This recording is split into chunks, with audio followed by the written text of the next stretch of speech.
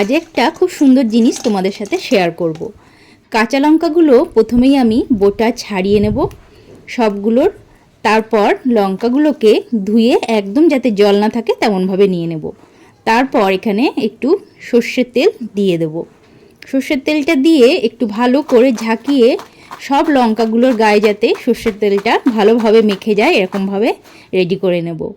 তারপর লঙ্কাগুলো কাপড়ের উপর ঢেলে দিয়ে কাপড় দিয়ে হালকা করে লঙ্কাগুলোকে একবার করে আমি মুছে নেব, যাতে বেশি যে সর্ষের তেলটা গায়ে লাগানো আছে ওটা যেন মুছে যায়। আর সামান্য সামান্য যেমনভাবে লঙ্কাটা একদম তেল তেল ভাব এসে যাবে তেমনটা থাকবে। তারপরে একটা টিফিন কারি কিংবা কোনো বক্সে রেখে দেবো। ভালো করে রেখে দিয়ে ঢাকনা আটকে ফ্রিজে রেখে দেবো। এইভাবে কিন্তু কাঁচা লঙ্কা রেখে দিলে বিশ্বাস করো 1 মাস কিন্তু খুব সুন্দরভাবে থাকবে।